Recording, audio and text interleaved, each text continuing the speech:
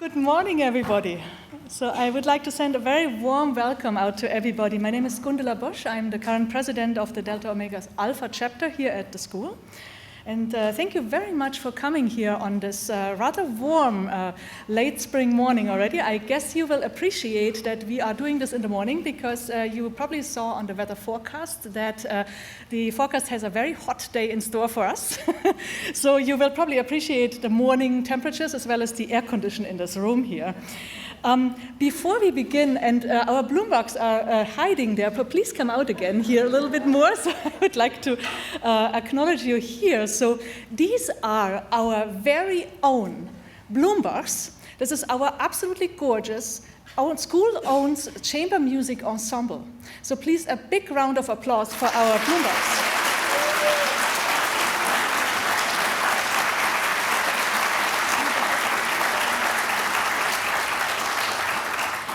So we were so impressed. So you only found it yourself, I think, last year, right? So you are only together for a year. So just how impressive they were playing together already.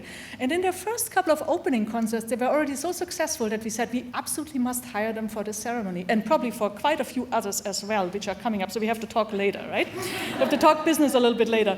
But what I would like to say here, their repertoire really spans from chamber music, traditional chamber music, to all kinds of contemporary favorites. And I would really suggest they have a Facebook page to join their group. So in case you are in need of any kind of chamber music and hire them, please book them through their Facebook page. So, and well, thank you very much again. You were absolutely gorgeous, and this is really a very festive opening to our ceremony. Thank you very much. We talk later.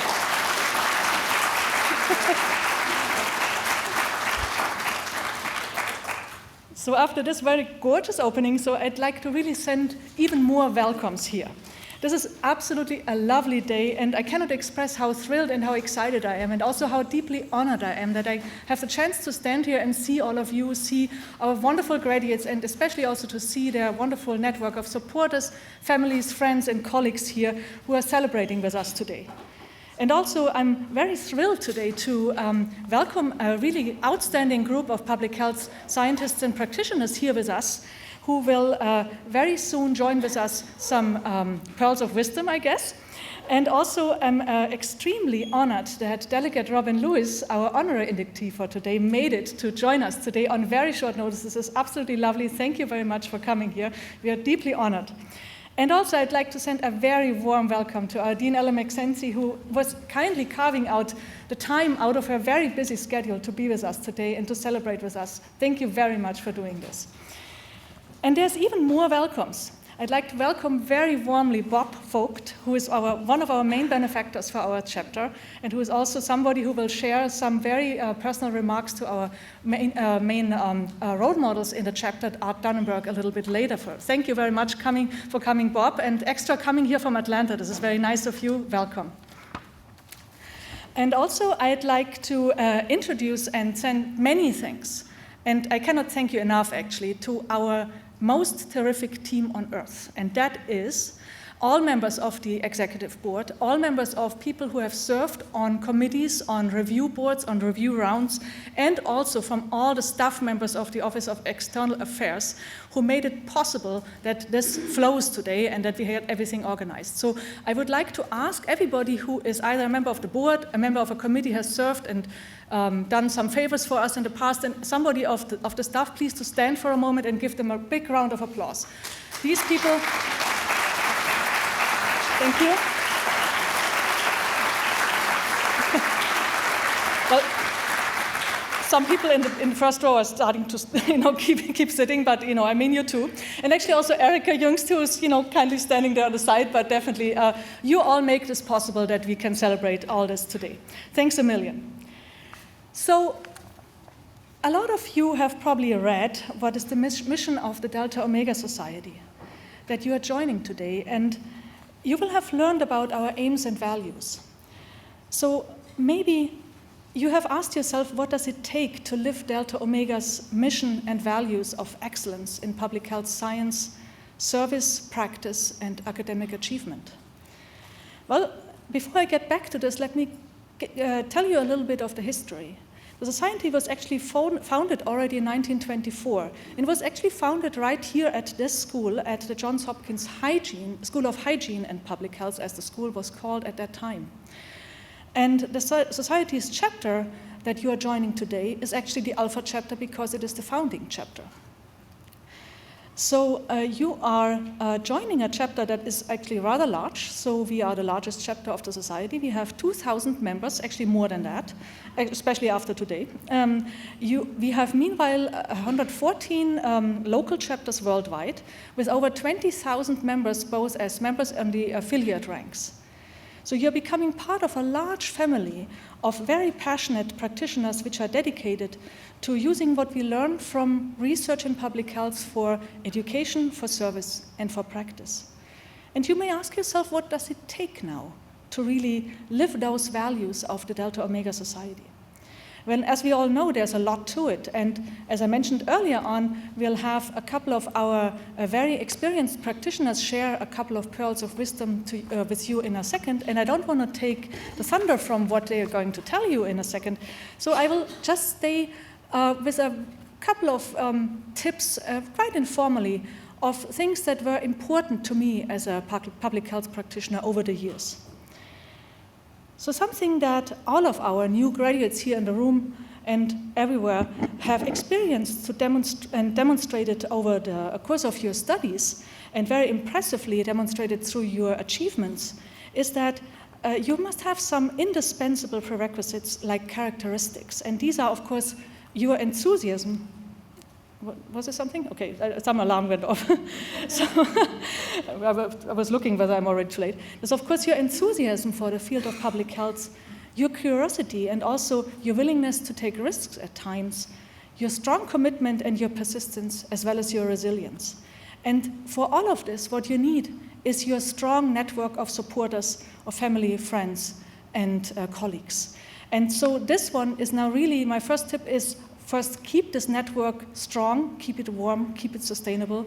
And there's a strong shout out to everybody who is here in support of our gorgeous graduates and our newly inductees. So thank you very much for all of you for coming. You are the network and you are part of this success. Thank you very much. Big round of applause.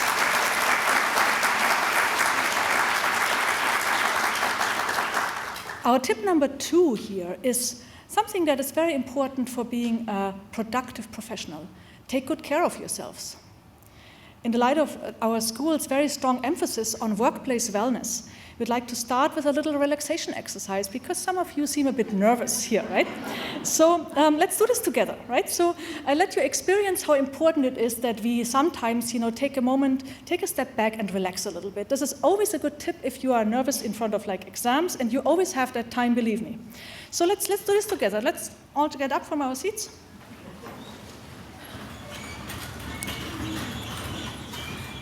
So everybody, of course, take your cell phones away, right? So close your eyes, please, all of you, and I can see you. And now everybody just takes a deep breath for 10 times, in and out, in and out, in and out.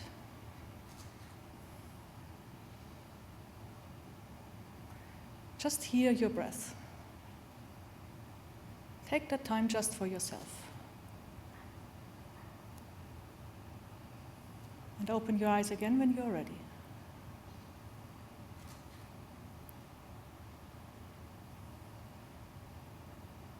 Okay, first of you are opening their eyes. Before the last ones are sleeping in, I'd like to ask you now to just see how good this feels for you. This was really something that doesn't take long, just a couple of seconds, but it's good for you to take a step back and just focus on yourself. This is a very good exercise if you're nervous, and I'd like to recommend this for every day. So, of course, please take your seat again. So thank you very much for participating. I've heard a lot of people telling me, well, shall I take the time for all of this? I have a lot of things going on. Well, let me tell you, I have a very busy schedule, and seriously, I let Google Calendar terrorize myself. So Google Calendar sends me reminders that I need to put this into my schedule every now and then. And it really works, and it's really good for me. So, just take this from me as somebody who is about twice your age, something that is really a very successful exercise. And then my last tip is something that I, as a health practitioner, take very seriously, because it is something that was very meaningful for me, both already in my training times as a PhD student, as well as a postdoc, and particularly over here in a very interdisciplinary field of public health. Break down the silos between the disciplines. Really actively work towards that aim. Look beyond the rims of your teacups. Look outside of your office doors. Look outside in my own field of the lab sciences, outside of your lab doors, outside of your Petri dishes. And really talk to your colleagues. Schedule time for coffee, schedule time for a lunch, and talk to your colleagues about what they are doing. Learn to listen, learn to appreciate what other people are passionate about, what are their obstacles. Try to find ways whether you can help them overcome things. You will see how much this helps to make public health grow as one unit that has a lot of innovative potential. This is how you have a chance to really make a difference and contribute to the advancements and the innovation of the field. Come and enjoy what it means to really work in this very inherently interdisciplinary field of public health. So all of this is part of doing our work as public health scientists and practitioners, not only professionally, but responsibly. And responsibly, this does not mean that this is our duty. It is also the joy that comes with working in public health. It comes with supporting each other, so that we establish a big community out of trust that enables us to work according to the highest rigorous standards of our work that we can achieve. And it is about fulfilling a public health scientist's mission to give back to our communities and to society.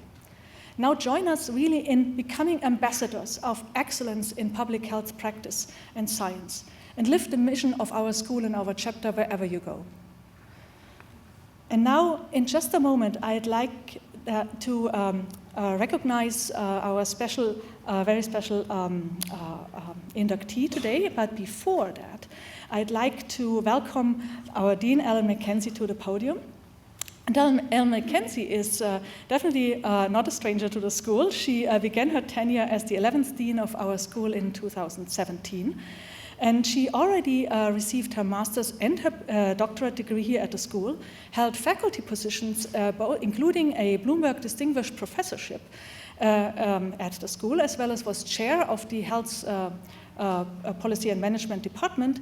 And she is an expert in improving trauma care systems and policy, and a nationally as well as internationally renowned researcher and globally respected leader in the public health sciences. So please join me in welcoming Dean Ellen McKenzie.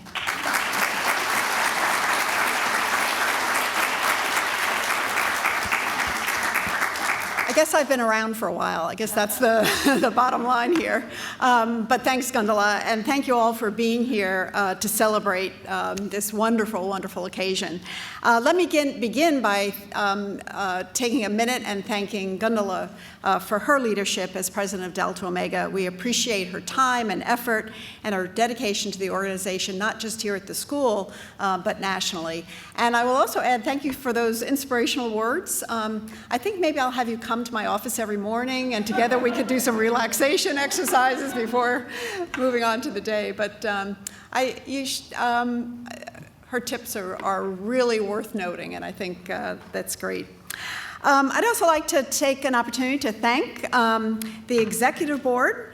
They do a lot for the organization, and to our incredible staff, Erica Youngst and Jimmy Lou DeBakey, who make everything, everything work as it should, and even more. I'm here today to congratulate this year's inductees and offer a very warm welcome to those of you who are here to celebrate the success of your child, your partner, your friend, your colleague. This is a big deal. Our honorees today are the best of the very best. They have been selected because they either demonstrated leadership in public health or have the qualities we look for in a potential leader. And leadership in public health is needed more today than ever before. We need leaders who can work across disciplines and across sectors, both within and outside the traditional boundaries of public health. We need leaders who can develop strategic alliances and bring systems-level thinking to tackling both the biological as well as the social determinants of health. You are the future of public health. I want to extend my best wishes to all of you, especially to our new graduates, and we look forward to working with you as you further your careers. And now I'd like Gundala to join me here at the podium to help introduce this year's honorary inductee, Delegate Robin Lewis, an outstanding role model of public health practice and service. For many years, Delegate Lewis has been a true leader, researcher, and community activist. She has been a creative agent of change, both here in Baltimore, as well as nationally and internationally. She was born in the suburbs of Gary, Indiana, and raised in Chicago. She holds a bachelor's degree in anthropology from the University of Chicago and an MPH from the Columbia University Mailman School of Public Health. We'll forgive you for the Columbia, but you know, it's a good school of public health. Delegate Lewis worked for 2 decades in international health research and practice, mostly in African and Asian countries, where she engaged in infectious disease prevention and reproductive health. She started as a volunteer in the Peace Corps in rural Niger, and then worked for several other international organizations, including the World Bank, UNICEF, and Family Health International. She also spent several years working here, right here at the Bloomberg School of Public Health, as well as JPIGO, managing international clinical trials and a variety of health programs. After this successful international career, Delegate Lewis served as a special assistant at the Maryland Health Benefit Exchange, where she helped expand access to affordable, quality health insurance coverage to over 1 million Marylanders. Gundala? I'd like to expand on all the many achievements you already did here in Baltimore in the years that you have been here, which is just impressive. So just a few aspects, which I'm not doing you any justice about it, I think. So you have been actually very active here in Baltimore already since the early 2000s, right? And together with many outstanding other leaders in the local neighborhood, you were very active in making enormous efforts in greening the neighborhood, especially around the Patterson Park area, right? And so you were, as I read, you were able to plant almost 130 trees, right? And raise enormous funds for that, which I'm finding extremely impressive. You had mobilized over several hundreds of volunteers to help you with that, including some community organizations to support you, which just shows your enormous influence in the community and your ability to mobilize forces to join for a good purpose. So I'm finding this absolutely impressive. And she also led a political action committee that focused on infrastructure investment. You founded a charter school, and you engaged in making people use their bikes more, which is just absolutely wonderful. I think this is one of the newer initiatives. Is this correct? And of course, needless to say that Ms. Lewis received numerous recognitions and awards for her work, and then almost consequentially in 2017, you took office as a delegate of the 46th district here in Baltimore. And so it is absolutely hard to believe for me how all of this fits into your young life. I have no idea how you do this all. And I'm really impressed by your courage, by your energy, and it is such an honor to have you here today and that you're serving as a wonderful role model for all of us. It's almost overwhelming, but it's really a great honor to have you here. And thank you very much for accepting our invitation to be an honorary inductee to our chapter. So please, if you would join us here on the podium, please. Thank you very much.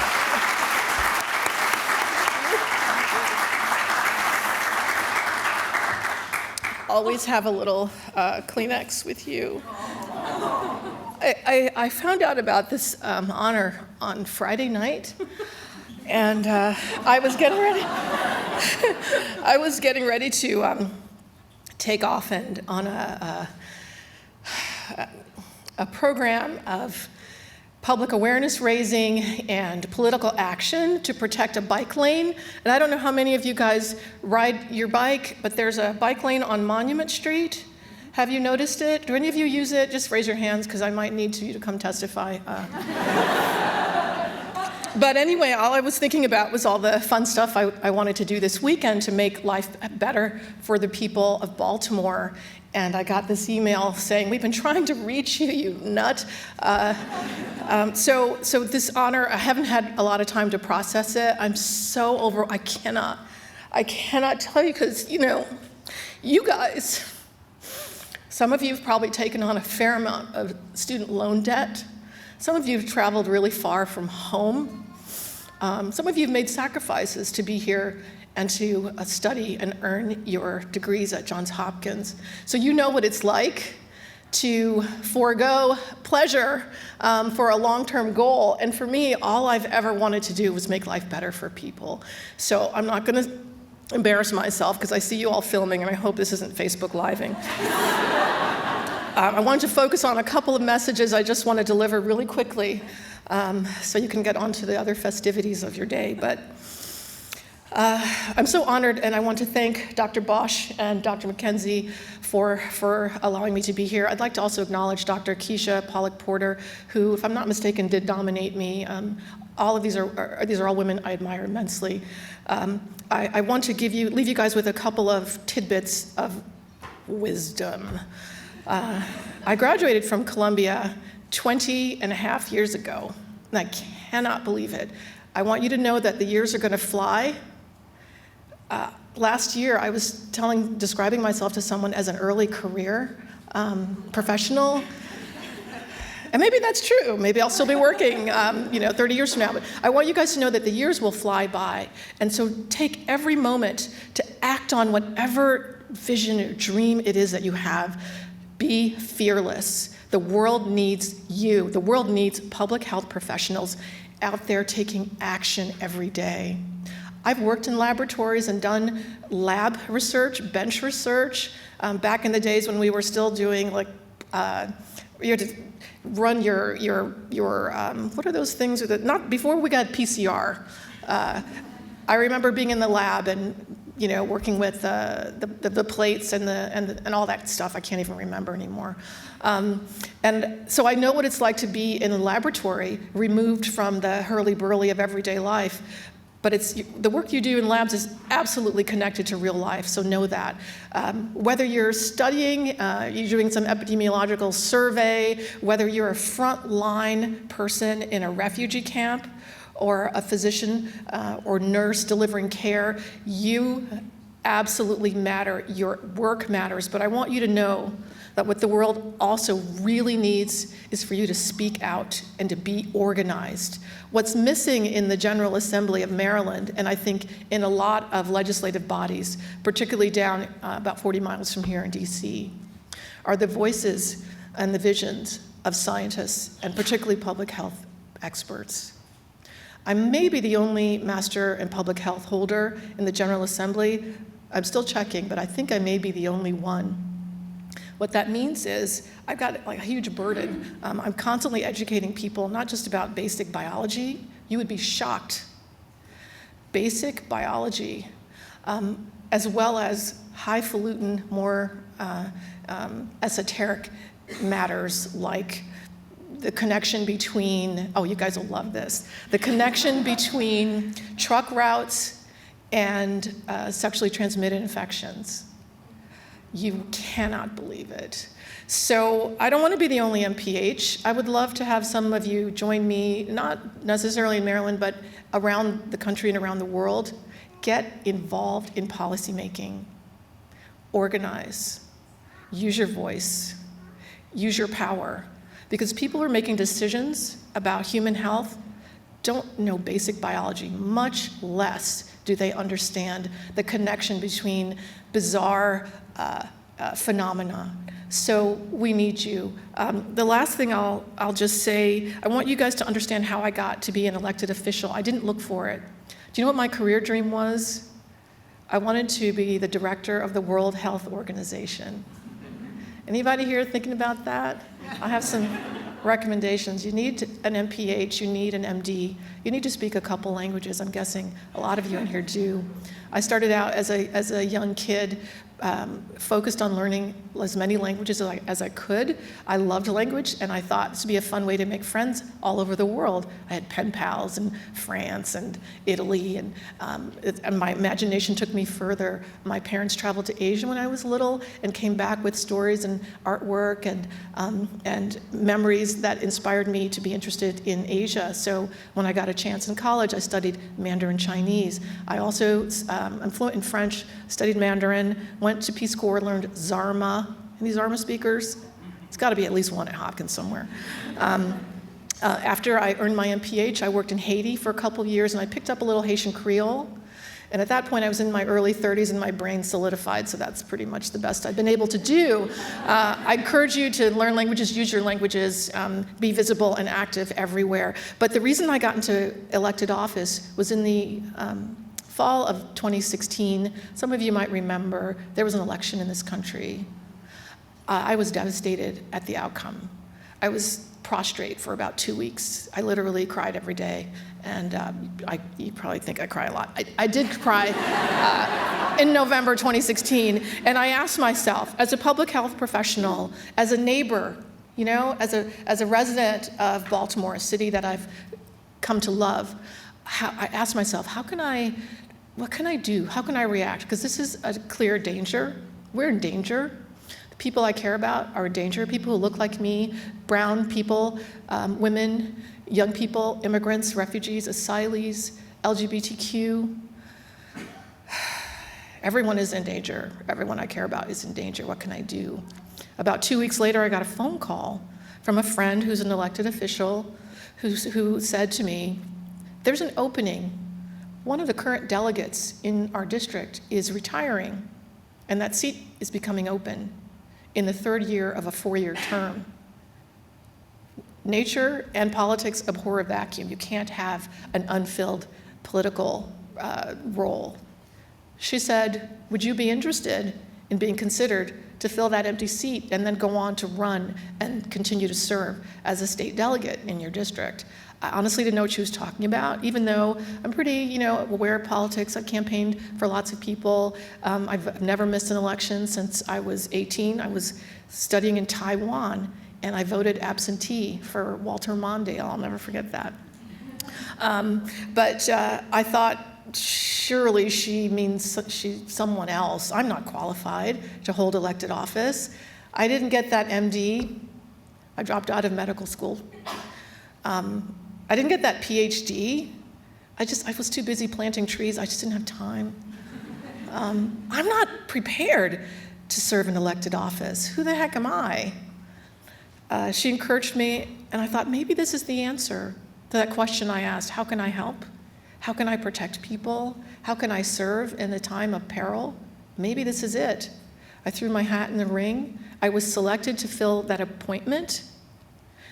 I went on to work in that final year of the 4-year term and learn the job on the run, and then execute a campaign in a year's time with a pretty well-financed and visible opponent who ran on a campaign of fear-mongering and racial animus. I ended up winning my race last year. Maybe some of you voted for me, thanks.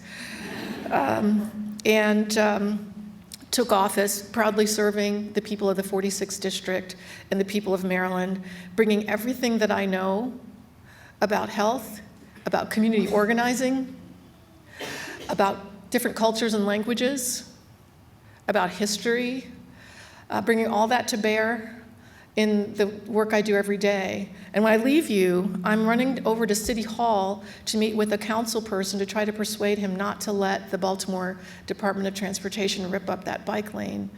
And then I'll go on, who knows when. I have to look at my calendar. The work never ends, but if you care, if you love humanity and you love life, the work never ends. Please get involved in policymaking, no matter what your professional expertise is. We really need you. If you don't know where to start, give me a call. Thank you again for this honor. Thank you so much. And all the best to all of you new graduates and inductees. And thank you. Thank you.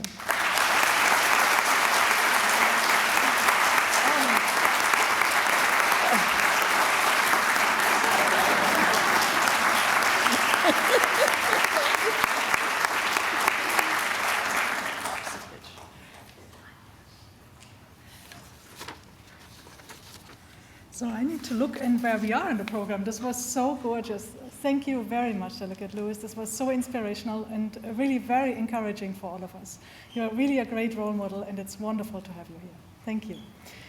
And I'm so, captured by all this that I lost where we are in the program. So, okay, excellent.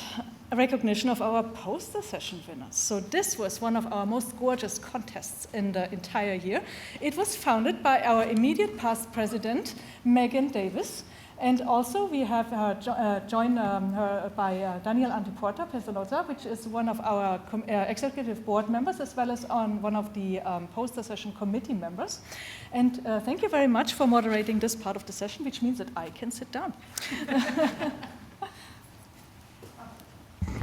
Thank you so much, Gundula. How's everybody doing? Yay! All right. So first of all, I'd like to say that the poster competition is one of the highlights of our year.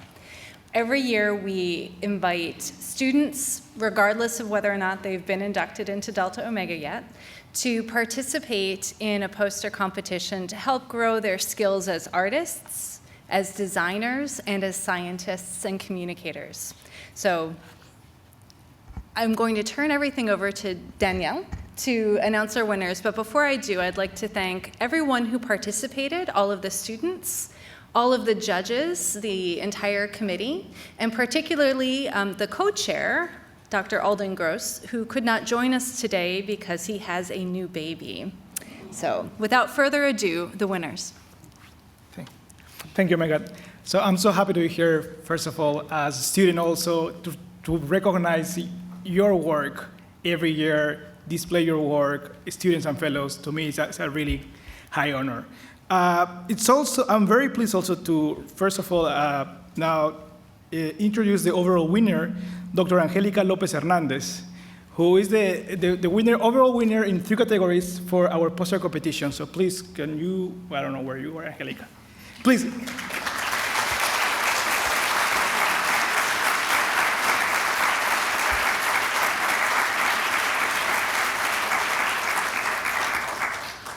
Angelica is the overall winner and is the first place in the applied science competition category in our poster competition.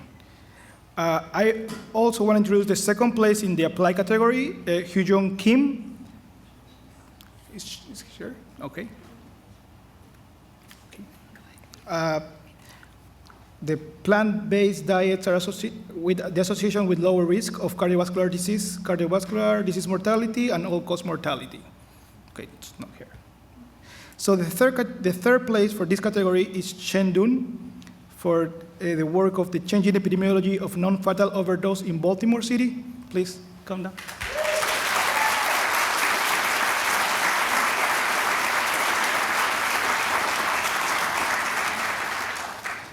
Now I would like to introduce the winners for the laboratory category. The first place is to Rehan Kabir for the inorganic arsenic exposure and the sex-disparate effects in ischemic heart injury.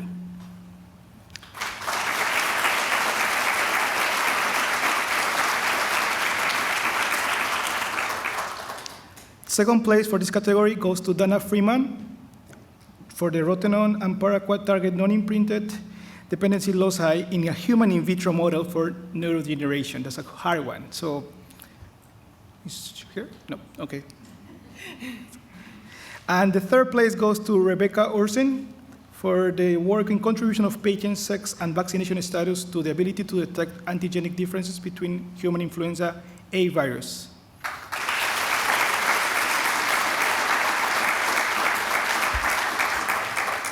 Last but not least, the policy category. First place is to Kyung-Hui Mai for the development of the mental health peer support questionnaire in colleges and vocational schools in Singapore.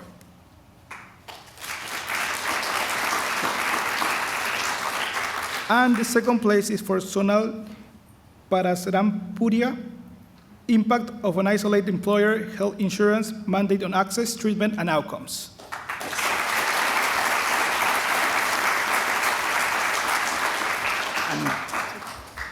So, thank you so much. Please, another round of applause for all our winners.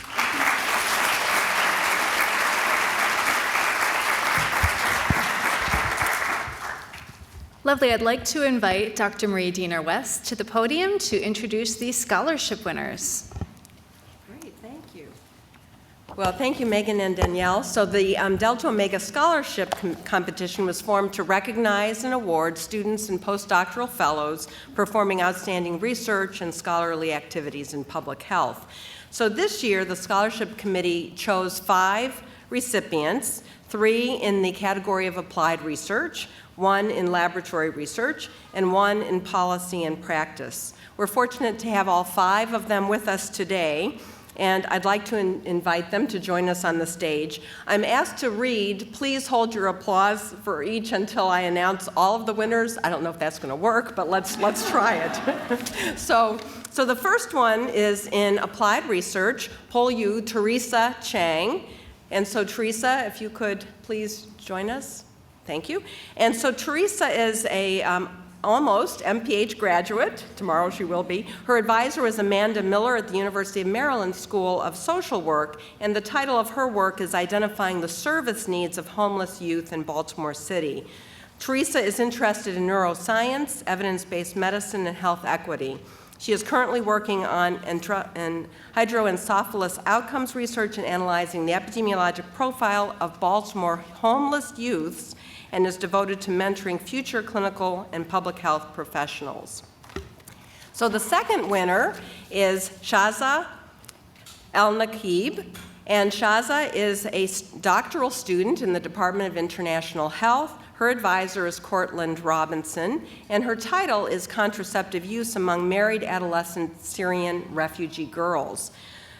So Shaza is a first-year doctoral student, as I already said, in health systems. Her interests lie at the intersection of sexual and reproductive health and humanitarian assistance, and her previous experience was working for the United Nations Population Fund, Population Council, and Columbia University.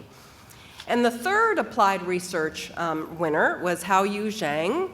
And Haoyu is right here. He is a PhD student in biostatistics, graduating tomorrow as well. His advisor is Dr. Neelanjan Chatterjee, and his title is Methods for Genetic Association Tests and Polygenetic Risk Prediction Utilizing Multivariate Tumor Characteristics for Breast Cancer.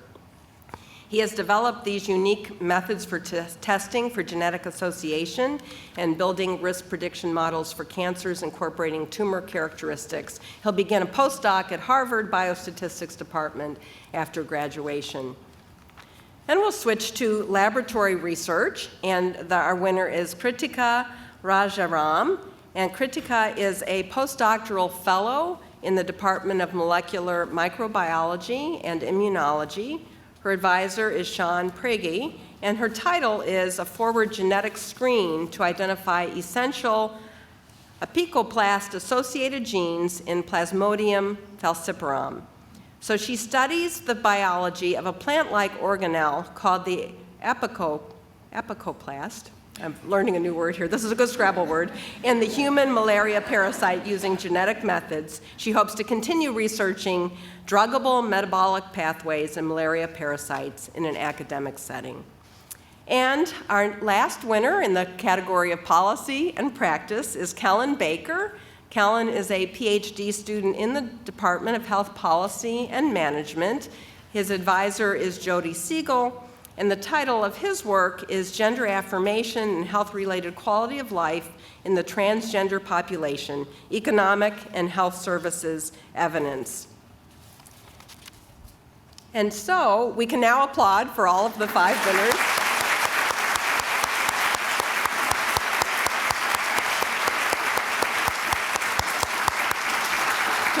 Congratulations to all of them and to all of those who applied for the scholarship competition. I would like to acknowledge the selection committee. A few of the members are here, and if they are here, if they could please rise. They are, I know at least Jackie Agnew and Lily Engineer are members of the committee. So now I'd like to turn the program back to Dr. Megan Davis, who is the Alpha Chapter past president and professor at the school, who will present the Dr. Timothy Baker Award. Thank you, Marie. It is my absolute honor to recognize a student for the Timothy Baker Award today. It was established by us a number of years ago in 2014 to honor the life and legacy of Dr. Timothy Baker. He was a much beloved professor in the Department of International Health, and he was a longtime Alpha Chapter board member. He was a pioneer in disease and injury burden and was among the first to recognize the importance of injury as a cause of disability, especially in low-income countries. He was co-founder of the Department of International Health, and in 1993, he was recognized with a Lifetime Achievement Award from the American Public Health Association. His career spanned 50 years and included work in more than 40 countries. And so therefore, this award recognizes a newly inducted member of the Delta Omega Alpha chapter who is a proponent of the poor and the vulnerable and who works for the causes of social justice and international health. I'd like to announce the winner, Sarah Broomfield. She'll be graduating with an MHS in epidemiology in the infectious diseases track. And after graduation, she'll be traveling between Malawi and Uganda to oversee a survey on HIV-related mortality in large cohort studies, which she worked on for her thesis. Unfortunately, Sarah Broomfield is not able to be with us today, so please join me in recognizing her achievement.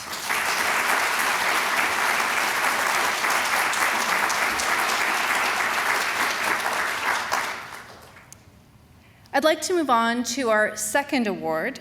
This is the Alpha Chapter Lifetime Membership Award, and it is inspired by the career of Professor Arthur Dannenberg, who focused on the pathogenesis of tuberculosis during his tenure at the Johns Hopkins Bloomberg School of Public Health, and that tenure spanned also more than 50 years.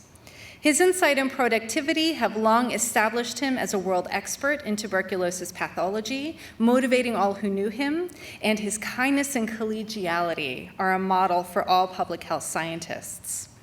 I'd like to welcome Dr. Bob Vogt to the podium, who is the sponsor of this award.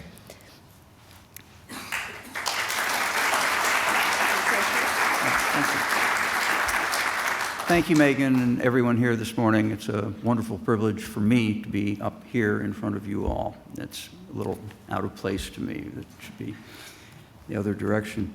When I did this last year for the first time, when the award was first presented, I had just the previous evening gone to see Art. He was hospitalized at GBMC. He was in his last month of life. We had a delightful conversation. He was completely himself.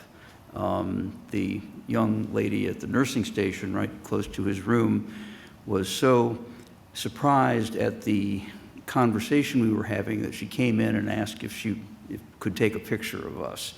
And so I had a wonderful interaction with Art in his last few weeks of life, and then came here to present the award. So that's a very rewarding thing for me.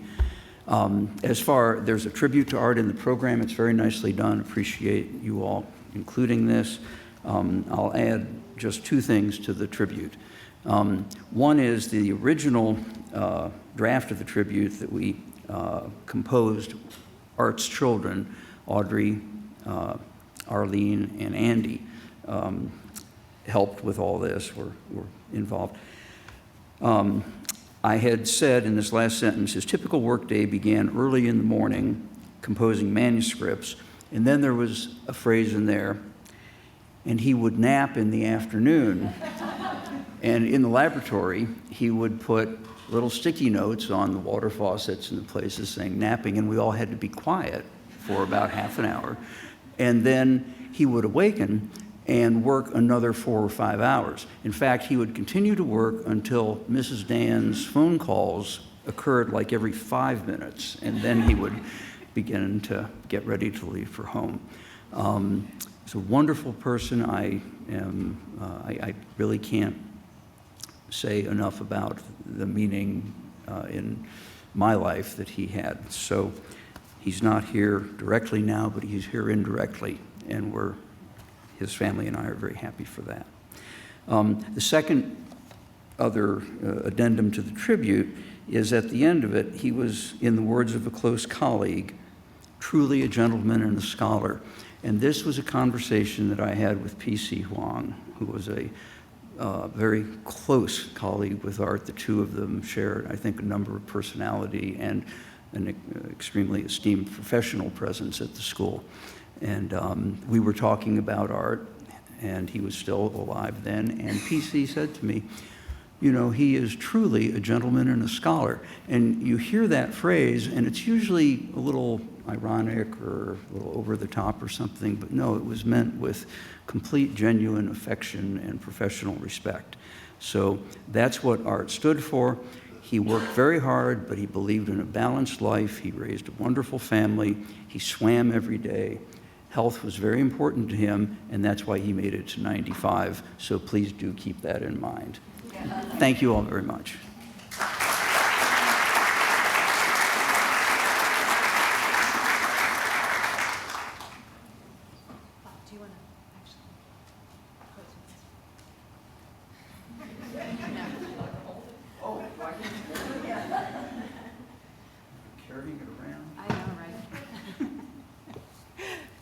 Great. So our winner of the Alpha Chapter Lifetime Membership Award is Matthew Murrell, Dr. Matthew Murrell, both a physician and a scientist. Matt grew up in Knoxville, Tennessee, and earned his bachelor's degree in chemistry from Maryvale College, where he found an interest in public health through drinking water quality projects. Before medical school, he moved to Calcutta, India, on a Fulbright Nehru Fellowship with Jodhpur University to study the health effects of groundwater arsenic contamination in eastern India. In 2011, he started the joint MD-PhD program at Johns Hopkins University and recently completed his PhD in epidemiology with Dr. David Dowdy and Dr. Amita Gupta, focusing on drug-resistant tuberculosis in Western India. This summer, he will be starting an internal medicine residency at UCSF, and he is enthusiastic about pursuing a career as a physician scientist in pulmonary and infectious disease. Unfortunately, Matt is unable to be with us today, but please join me in congratulating him for this honor, and he will be receiving this magnificent plaque. Yeah.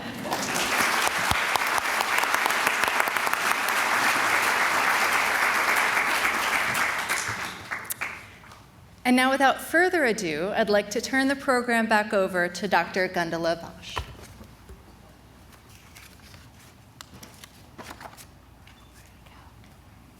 Thank you very much, Megan and Marie, as well as Daniels, for presenting this wonderful group of outstanding individuals who have made such great achievements. Okay, so I think we are starting into one of the main parts of our ceremony, the recognition of our newly inductees. I think we are starting with the students.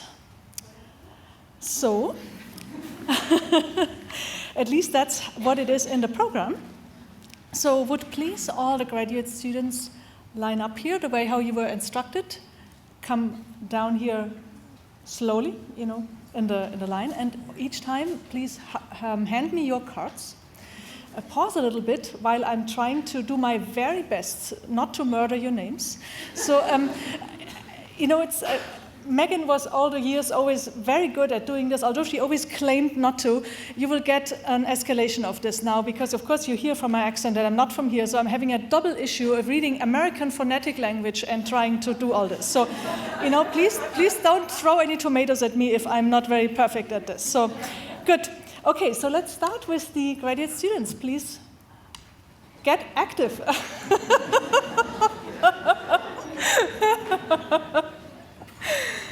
And so, and while you are then quickly pausing, giving me a second to read your name, please proceed over there, receive your certificate. I'm instructed to say something else. Actually, you are actually signed, I think. Certificates are outside, right? So once the ceremony is over, please then also don't forget to get your signed certificates outside at the little table. And if you are an undergrad student, I think you're getting your pin as well outside of the table. Is this correct? Okay, good. Thank you very much. Good, so let's start. Okay, Hayu Zhang, this is easy. Hayu developed methods for testing for genetic association and building risk prediction models for cancers, incorporating tumor characteristics during his PhD at Johns Hopkins. He will begin a postdoc at Harvard Biostatistics Department right after graduation. Congratulations. Rachel Alinsky. Dr. Rachel Alinsky completed residency training in internal medicine and pediatrics at Massachusetts General Hospital and Harvard Medical School and is currently a fellow in adolescent medicine and addiction medicine here at Hopkins. Her clinical and research area of focus is adolescent substance use disorder, and she's interested in performing health services and health systems research on access to addiction treatment. Sarah Barkley. Dr. Barkley trained in family medicine at McMaster University and is a diplomat of the American Board of Obesity Medicine. She has a diploma in tropical medicine and hygiene from London School of Hygiene and Tropical Medicine and intends to continue working on advocating for low-resource and underserved populations in Canada and abroad.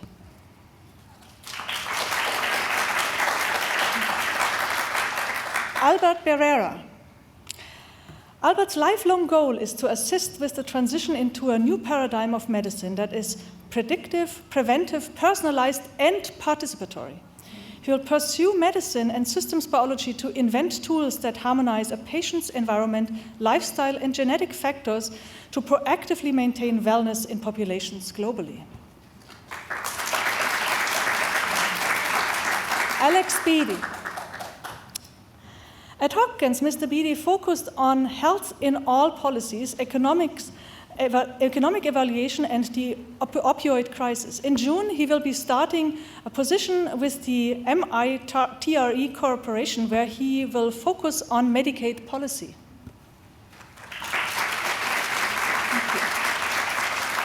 Sarisha Bhattacharya. Is this okay?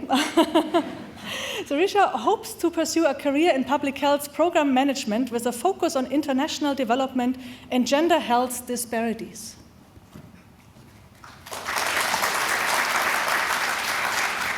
Jenna Bluestein.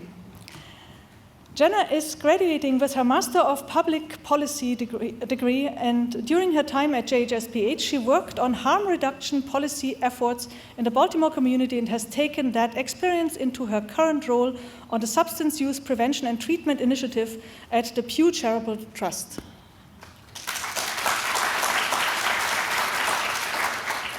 Nada Bualam.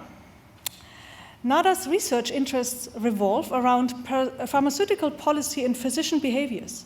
She plans to pursue doctoral studies at health economics and focuses her work on market access issues in low and middle income countries.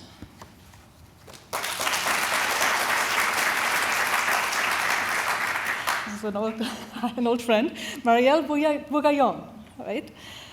Marielle currently does research in physician-patient communication among older adult cancer patients. She aspires to become a medical oncologist to continue working with this population and advocating for patient-centered cancer care.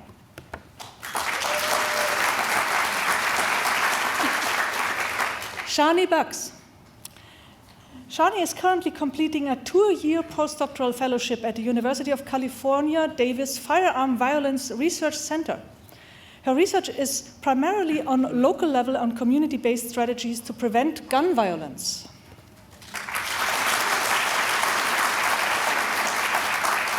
Kira Burkhardt. Kira focused on environmental health and risk science during her MPH program. She's interested in strategies to reduce outdoor air pollution and greenhouse gas emissions to tackle the public health implications of harmful pollution and climate change.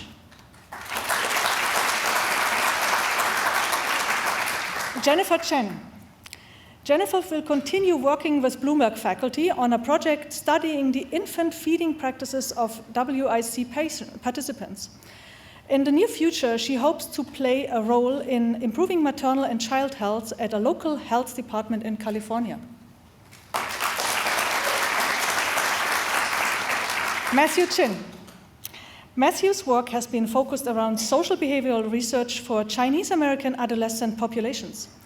As a Bloomberg American Health Initiative Fellow, he will be returning to his partner organization, the Charles B. Wang Community Health Center, to continue his work in their research and evaluation department.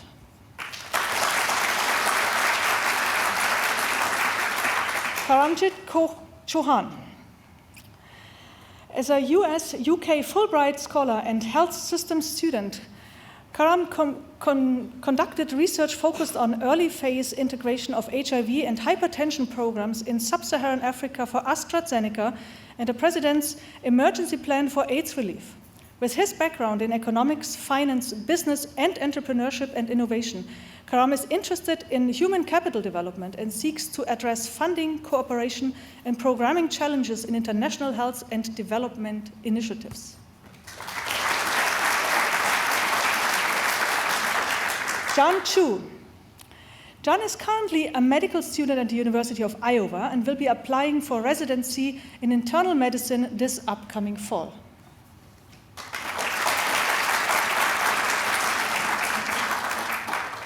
Jenna Di Filippo.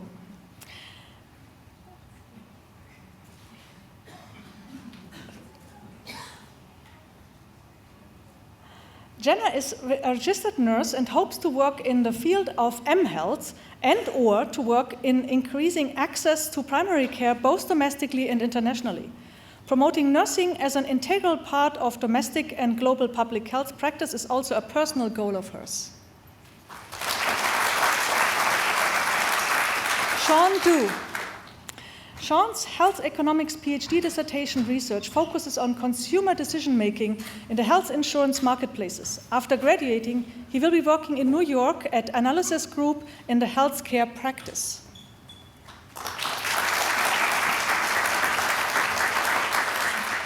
Alejandra Ellison Barnes.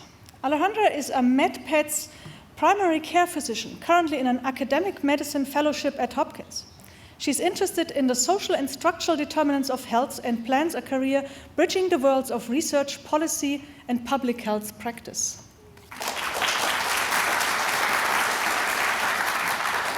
Sophia Geffen.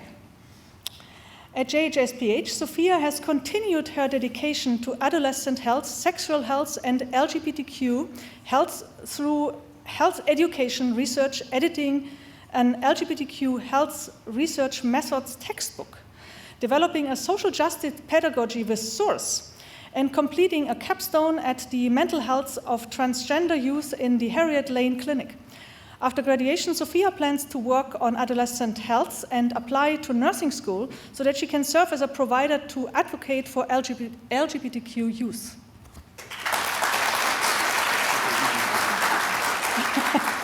Maximilian Gradl. That's easy, at least for me. Maximilian is a physician from Germany who worked as an internal medicine resident and researcher at the University Hospital in Munich, this is my hometown, by the way, and pursued an MPH in health policy and systems here at Johns Hopkins. He's interested in health economics and health policy and planning to work in healthcare consulting for an international United Nations organization.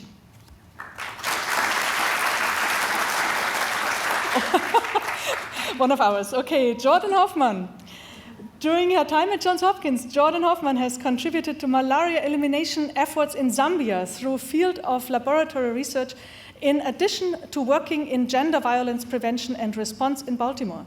She plans to take time to teach in the biological sciences before pursuing a PhD in vector ecology.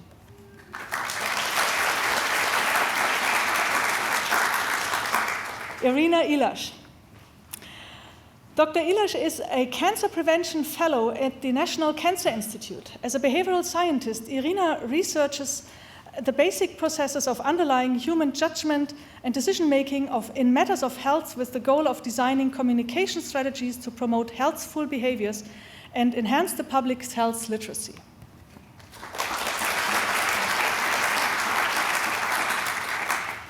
Tai Izawa.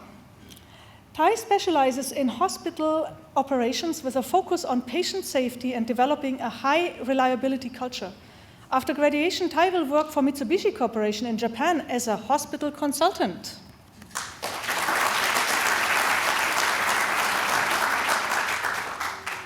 Chloe Kashiwagi.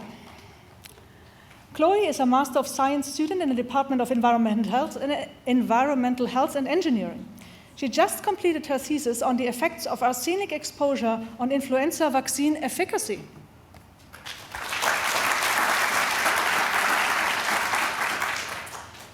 Sana Kiragu.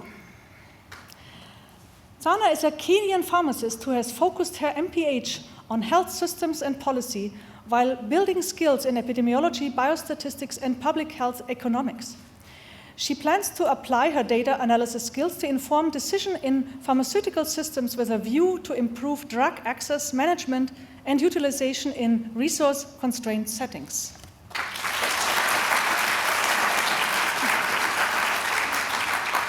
Eugene Lee. During Eugene's doctoral training under the direction of Betsy Ogburn in the Department of Biostatistics, she was able to explore her research interests, statistical methodology for network data, particularly relating to causal inference. She is currently a short-term postdoctoral researcher with Elizabeth Stewart and will join the Center for Causal Inference at University of Pennsylvania as a postdoctoral fellow from this August onwards. January Lowe. January received her master's in genetic counseling and continues to work in the areas of interpersonal communication, genetic services, and implicit bias as a PhD student in the Department of Health, Behavior, and Society.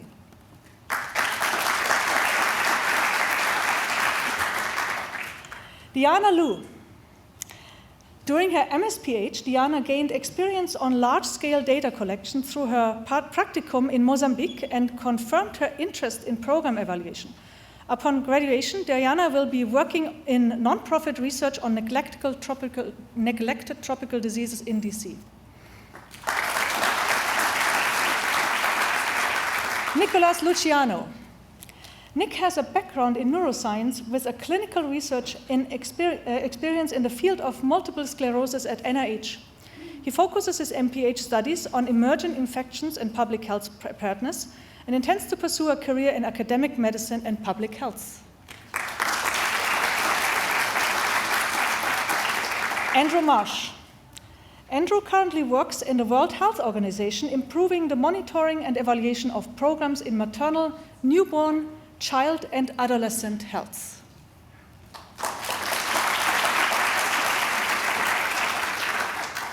Elena Martin.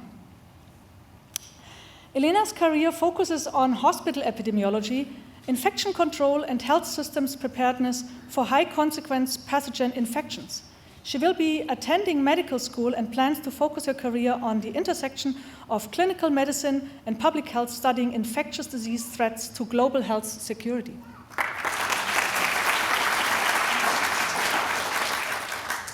Fahad Nofal. Fahad is a medical and global health graduate working to break down barriers to health care access and promote health empowerment. He also aims to reduce disease burden through primary prevention initiatives and screening techniques.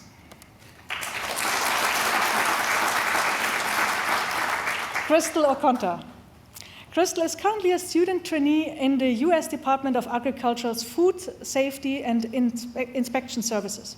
She works in the Office of Public Affairs and Consumer Education and will convert to a full-time position with this office after graduation.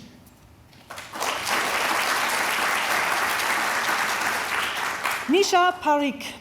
Nisha will be continuing medical school at Johns Hopkins and applying to emergency medicine for residency training.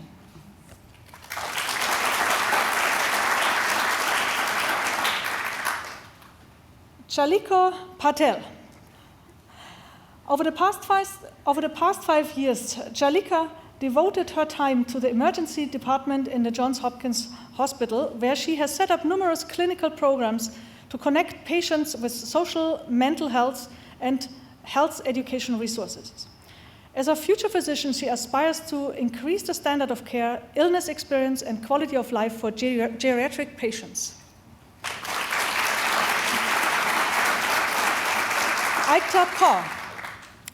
Aikta is an Australian doctor with strong interests in surgery and public health, particularly surgical capacity development in low and middle income countries. She plans to go on to complete a dental degree and PhD to pursue training in oral and maxillofacial surgery. Sorry.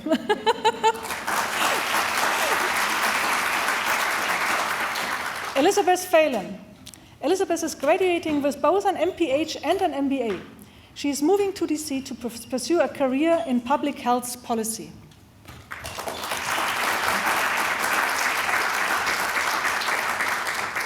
Julia Chow. Julia focuses on physical activity and fitness-related epidemiology research among aging populations. She will continue her academic journey as a PhD student at the University of Pittsburgh this coming fall. Carmen Teresa Ramos Irizarry. Carmen's career is a full-time pediatric surgeon, and her current research interests include a mixed methods analysis of the currently growing prevention programs in the country. Her future plans include working with disadvantaged and vulnerable communities in the county, focusing on injury and drowning prevention. Samantha Reed. Samantha has been in the corporate wellness field for almost 10 years and is now the Southeast Health Management Consultant for a global risk and insurance advisory firm supporting clients in achieving their population health management strategies. With her new master's education and experience, she intends to stay with her current employer, doing her dream job for as long as she will have her work with clients to lower their health care costs and improve their health for their employees. Hiroki Sakai. Hiroki is a physician from Japan. He will return to Japan and continue his career as occupational physician.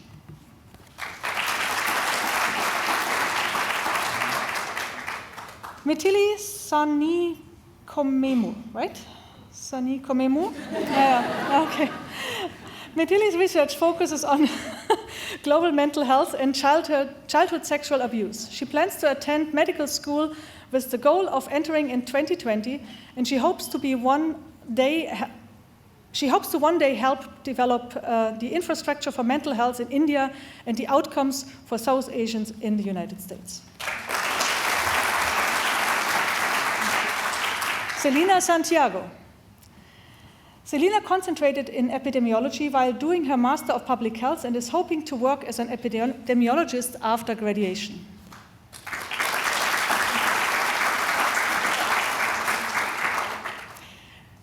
Casey Scott. Dr. Scott serves as the Deputy Health Officer and Medical Director of the Dorchester County Health Department and provides clinical care to adolescents in a school-based wellness center. She hopes one day to serve her hometown community as the health officer.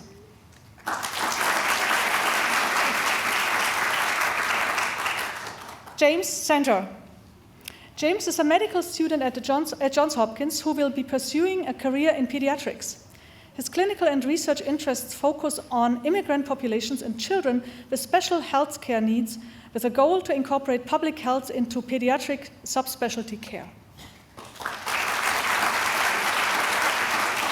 Nia Shah. Nia worked on an international evaluation of a mobile messaging program in India and will continue working for the Hopkins-based evaluation group for the coming year.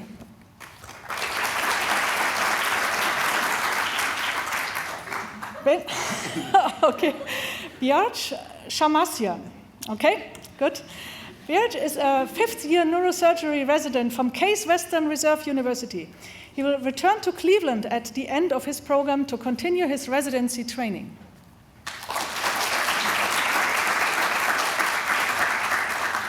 Sonal Sharda. Sonal has the wonderful opportunity to continue her work with Southeast Baltimore schools in an initiative that addresses the rising issue of chronic absenteeism among younger students. In the future, she hopes to combine this passion for working with children with her newly attained mental health knowledge towards a career in healthcare. Ashley Scheffel. Ashley recently completed the Dr. PH program in international health and has started a new position as an assistant scientist at Hopkins. Her research focuses on improving methods and measurement of quality of care for women and children in low and middle-income countries.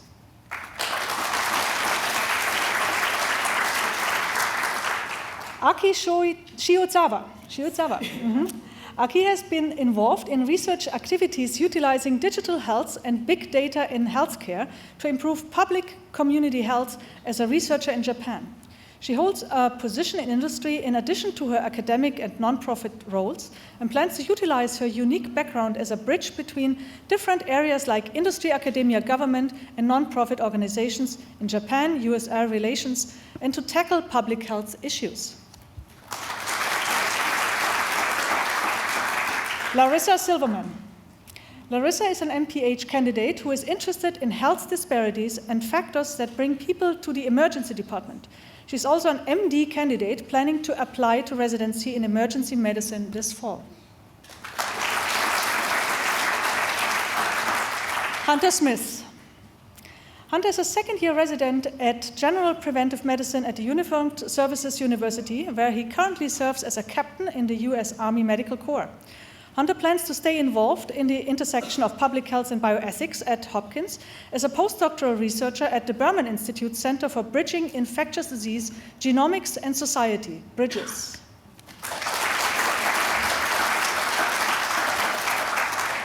Anissa Sritor. Anissa worked on research focusing on the effect of school-based interventions on adolescent mental health, building on previous research in cognitive neuroscience. After graduation, she plans on working in healthcare consulting to develop business acumen before moving on to nonprofit and social sector work.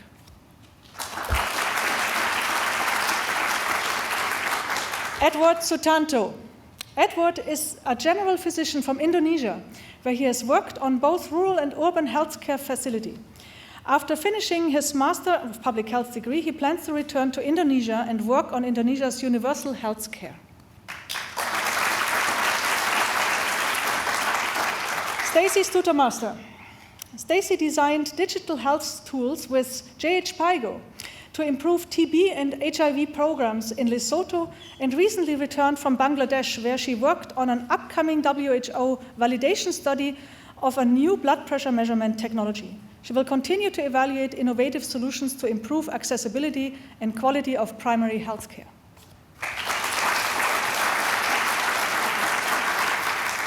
Jason Tice. Jason is an Army veteran entering his 4th year of medical school at Johns Hopkins, after which he plans to train in a psychiatry residency. His current research interests include firearm suicide among veterans and clinical education, with an emphasis on cultural competencies essential for discussing firearm safety and suicide prevention with specific populations.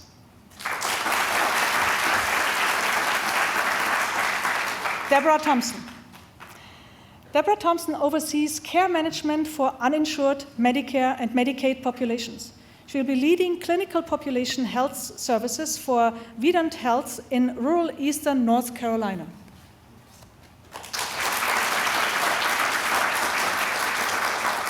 Megan Wall.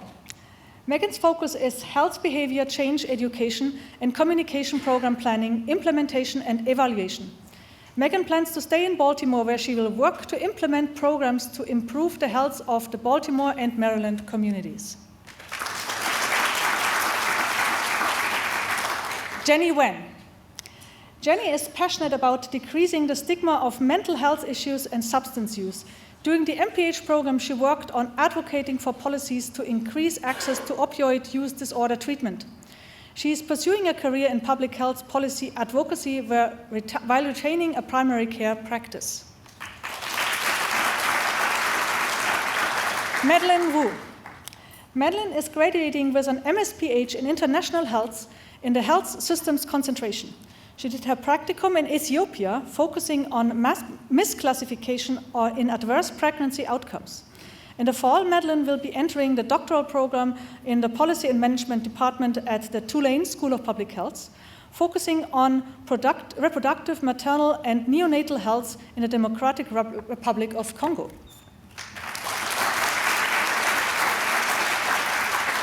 Shirley Yan.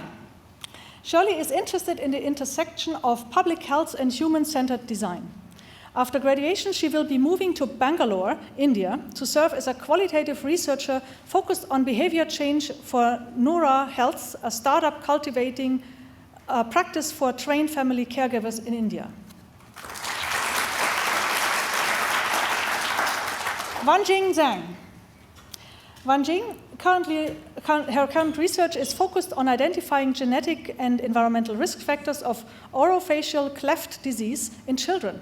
She hopes to make major contributions on improving and implementing evidence-based population health as an anesthesiologist in the future. Eliklim Akau, a physician with interest in tropical medicine, Eliklim hopes to translate research into the laboratory to tackle diseases like HIV, TB, and malaria. Okay, Kenneth Vedder. I hope I can read this. Kenneth is a health services researcher. Oh my, this is handwritten. And worries to stop the opioid epidemic. He will be joining the CDC's Epidemic Intelligence Service. Thank you. Vladimir Xing-Chung Choi. Vladimir works at the intersection between global health, epidemiology, tropical medicine, and informatics. He is committed to creating digital and knowledge strategies and platforms to strengthen health systems and address biomedical, socioeconomic, and political determinants of health.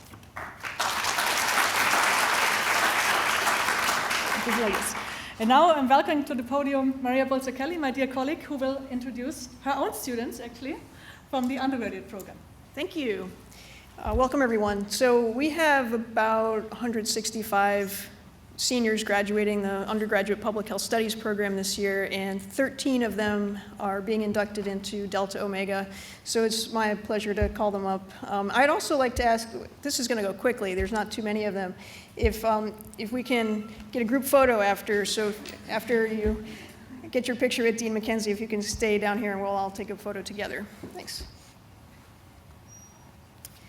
All right, Lena Aurora. Lena has fostered her passion for healthcare transformation in her role as an analyst for the Maryland Department of Health in the Maryland Primary Care Program. In July, she'll be moving to DC to drive strategic healthcare research at the Advisory Board Company in their data and analytics group.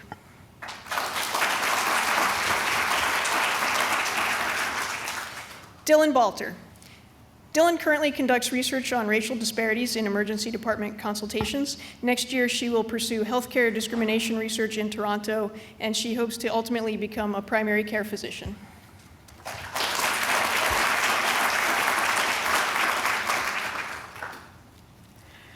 Jenna Bellantoni.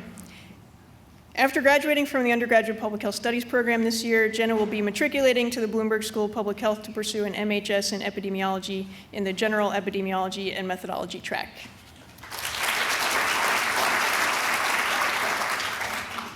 Kirti Harish.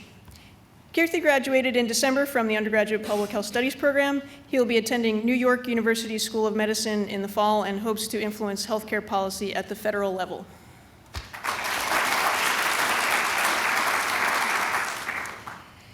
Jocelyn Kim.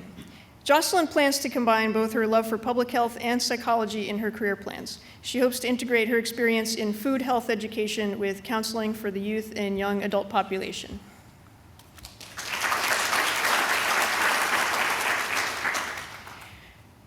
Corinne Pfeiffer. As a former intern, Corinne will be returning to Cardinal Health, a medical and pharmaceutical distributor, after graduation. She will be a part of a rotational leadership program housed within customer support services.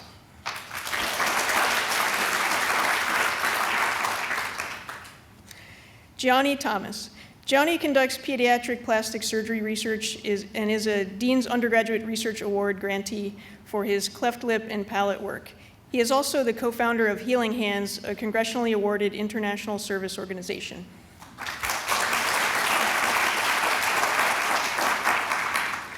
Peyton Wall. This fall, Peyton will pursue a Master of Science in Public Health degree at the Department of International Health at the Johns Hopkins Bloomberg School of Public Health. Peyton intends to use the knowledge she gains through her experience in the rigorous MS-PH program to act as an agent of change for mothers and newborns around the world and a champion in healthcare for underserved communities. Anna Yang. Anna, what would you like me to say about you? Anne will be graduating this year with her bachelor's in public health studies. nothing else to go on.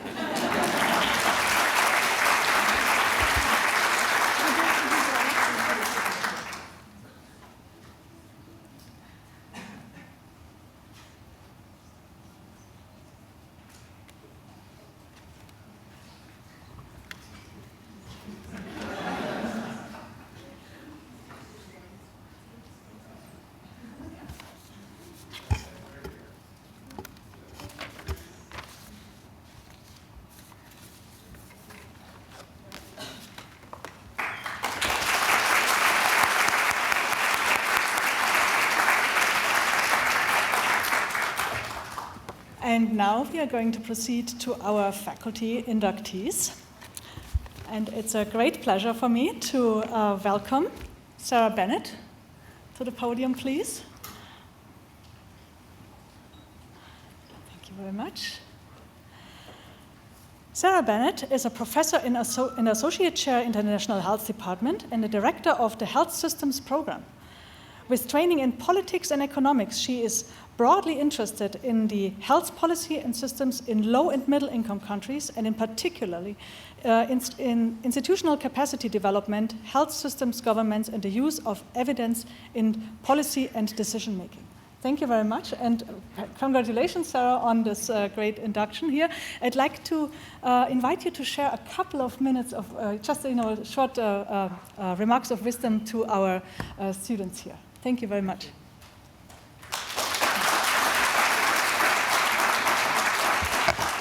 Thank you very much indeed, Gundula, and thank you to all the committees who've been reviewing the applications to be inducted into the Society. And I'd also like to thank my department chair, David Peters, who I think nominated me for this induction. So first of all, it's quite tricky to be profound in a minute and a half, so I'll do my best. And I would also add that just having heard all of the remarkable achievements already of the students who've just been inducted, I sort of find myself wondering, well, what else do you need to know? You seem to be doing something right already. My career has spanned both academia and policy and practice positions. I was working at the World Health Organization before I came to Johns Hopkins. And when I look back, the things that have been most challenging in my career, but also most rewarding, are really when I've sought to change the status quo. And I think we heard earlier from our honorary inductee that there are so many things in life that are really worth fighting for. I haven't often been on the front lines working with communities. I've been more behind the scenes, working in organizations where I can see injustices and I feel that there is a need for change, a need to better serve people. And the things which have really enabled me to make those changes are not necessarily the technical skills that I have. Those have always been important, and I think they certainly give you credibility in terms of making change and shifting policies. But actually, I think it's the softer skills, the ability to communicate effectively, the ability to build alliances, the ability to bring people together in coalitions, that is really what's critical to driving change. You've probably heard all of that before, but I wanted to add two other short things to those sort of words of wisdom, not perhaps super wise wisdom, but wisdom nonetheless. Firstly, I think it helps to figure out pretty quickly what you're good at. So I realized that I really enjoyed making change in organizations, and also it was something that I could do reasonably well. But the second thing, I think, which is really important for all of you, is to have confidence in your own abilities. I think perhaps particularly amongst women, we're often sitting in a room thinking, oh gosh, that person's so much better qualified than me, or they know about X, Y, and Z. Whereas in fact, I found out from experience that everyone else in that room is possibly as insecure as you, if not more. And likely, if it's something you care about, they haven't given it as much thought as you have. So bear that in mind and have confidence in everything that you do. Thank you.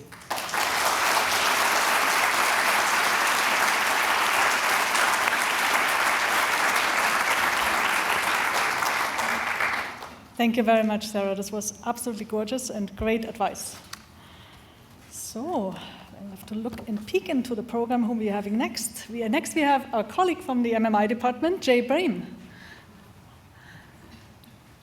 Well, I don't have a note card for you, but I know who you are. So, so a colleague from my own department, Dr. Bream, actually is a very dear colleague who is an immunologist, very interested in also genetics. Maybe you could say a couple of words about your research done in as lay terms as possible, maybe, that everybody gets something. So because I don't have a note card, I don't want to mess it up.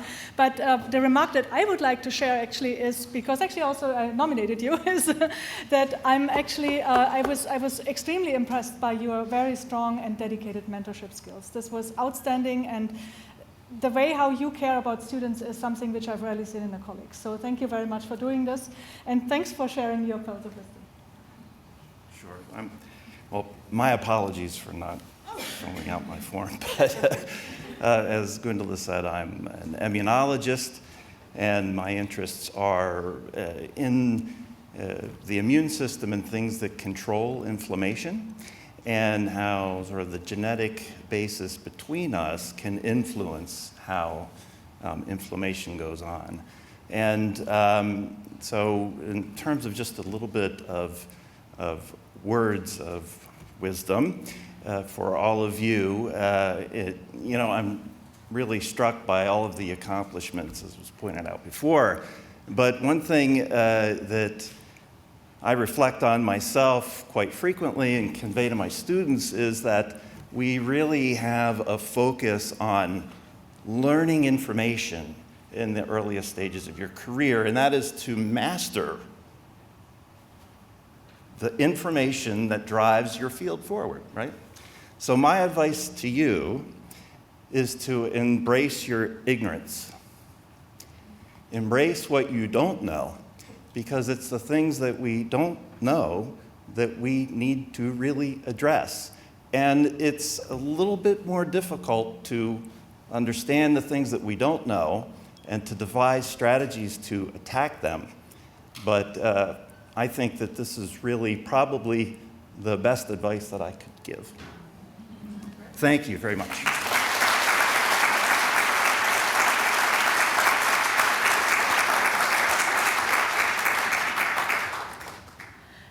And next I'd like to welcome Dr. Isabel Coppens to the podium, please. This is also from the MMI department. And I'm getting a card. This is wonderful. Okay, handwritten. Okay, another challenge. Okay, good. Dr. Isabel Coppens is a professor and a lab director at the Molecular Microbiology and Immunology department. And her research is on parasitic disease. You're actually a very passionate parasitologist. Since your beginning of research, you've always been in parasitology, right? And her research interests include malaria, but also you work on toxoplasma, very importantly. And actually, this is your original passion is toxoplasma, I guess, right? Trypanosomes. Okay, so and a strong, and right, of course, and she's a very strong advocate for basic science research. And actually, if you would like to learn a little bit more about what she's doing, she is the cover story of the just past Public Health magazine. So it's very easy to learn about her research. Thank you very much, Isabel. Thank you. First of all, of course, I want to thank the member of the board for this nomination and induction. It's a wonderful honor. So I have 3 pearls of wisdom for our new students. First, through hard work, knowledge, and perseverance, know you will be able to live your dreams. Just start by working where you are, by using what you have. But also take some time to stop and to observe your perspective. And this time taken to zoom out will be gratified, will be invested in your ability to improve yourself for your life and your personal career. Second, in your life, you may encounter failure and defeat. And I would like you to remember that failure is just a mile marker on the road to success. Defeat must never be a source of disappointment, but instead use that as a good opportunity for a fresh stimulus, for new experiments that will lead to victory at the end. Personally, I stopped counting the number of grants proposals and articles that I have submitted and that have been rejected. Instead, I learned that defeats or rejections are not fatal. What is important is the courage to continue and to submit again these grand proposals, and that is counts. Third, be very creative and observant in your research, and I guarantee you that your mentors will like that. As a lab director, I always encourage people in my lab to explore new ideas, and I have been gratified by so many innovative and creative and imaginative projects coming from them. And at the end, we'll all benefit from creative thinkings. So with this advice, I wish you all the best in your future endeavors.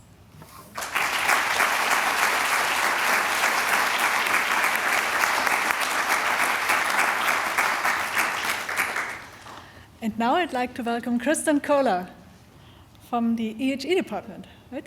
Not Kristen Kohler? Not? Okay, she's not here. Okay, so getting the wrong notes. Okay. And I'm getting the wrong notes. Good. So thank you very much.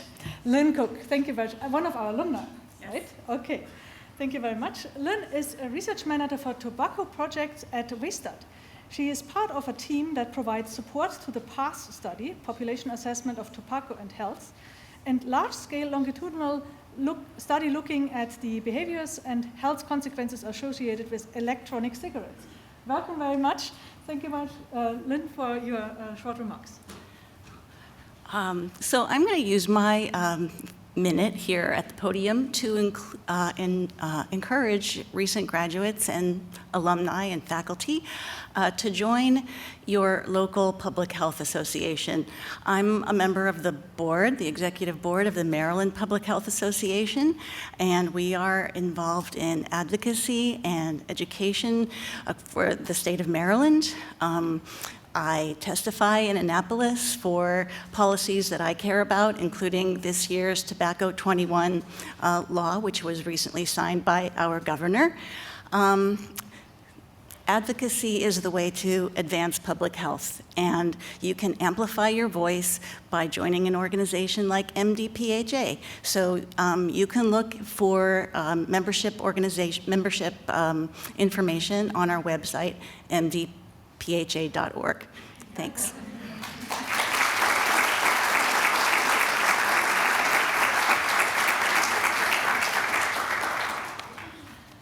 So I hope I didn't forget anybody. Did I? Okay, I did. I see that my notes are delightfully incomplete, which is wonderful. Okay, so okay, good. I'm very glad to have you here. So Elliot Hout is also one of our alumni, right? Dr. Hout is a practicing trauma and acute care surgeon at Johns Hopkins. His research focuses on health services research in the field of trauma, acute care surgery, and venous thromboembolism prevention. He is the current president of the Eastern Association of the Surgery of Trauma, called EAST. Thank you very much for preparing your notes. We look forward to it.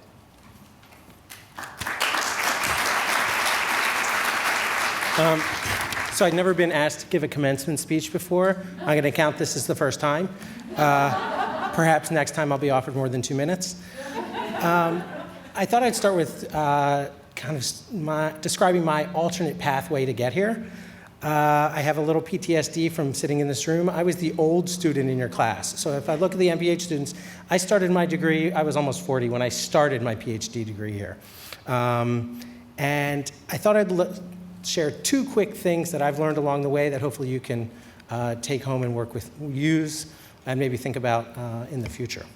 So first, things will change. You may have a pathway plan today, and you know exactly what you're going to do, your 5-year, 10-year, 20, 30-year plan. I can almost 100% guarantee you that that will not happen. And that's okay. I had a path. I was going to be a trauma surgeon. I was started with college, medical school, residency, fellowship, faculty job. That was kind of the standard path. And I clearly veered off that path, I think in a good direction. So you never know where life is going to take you, whether you like the roll with the punches or go along for the ride, whatever you like to think about that approach, something is going to change. Learn from every experience that you possibly can, and trust your gut. Make a decision and trust your gut on what you think is the right thing to do. So that's part number one. Part number two, you might have heard people say, with great power comes great responsibility. This quote is attributed to many different people, politicians, philosophers, other graduation speakers, and most famously from Spider-Man. We've all been trained in public health. Each one of us will do it in a different way. I focus on trauma surgery and acute care surgery and venous thromboembolism and mentoring the next generation. That's what I do. You don't have to do what I do. Every one of us is going to look at public health through a different lens, and I think that's our collective wisdom that's going to make a difference for the world. So I'm optimistic that all of us will live up to this collective responsibility and really change the world. Thanks for the invitation.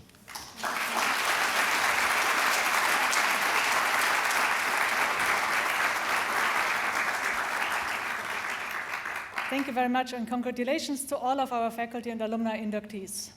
Please join me in giving them a round of applause. Thank you.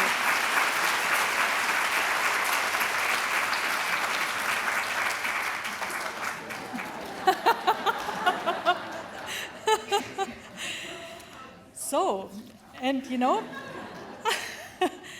so I'm hoping that my notes are complete enough that we say we are done. Believe it or not, we made it. Thank you very much to all of you for being here, for bearing with us, for hanging in there for your patience. I'd like to really invite you now to join us in a second in Feinstone Hall, where we have a reception. Reminder to the students again that we have your certificates as well as your pins prepared outside. Please pick them up there. And I would like to close just by saying, and not keeping you in longer for the reception, I think everybody is hungry, and I would like to specifically give a break to our gorgeous Dean Mackenzie, who carved out the time, and also probably her hands falls off right now.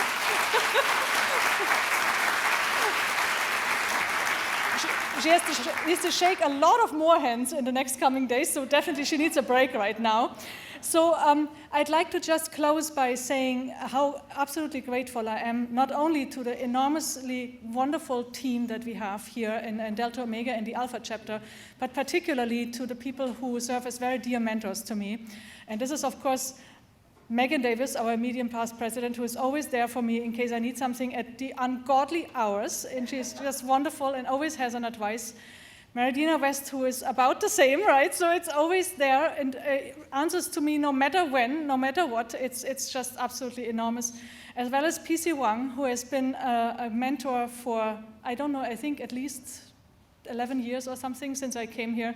Thank you very much to all of you. I wouldn't make it without you.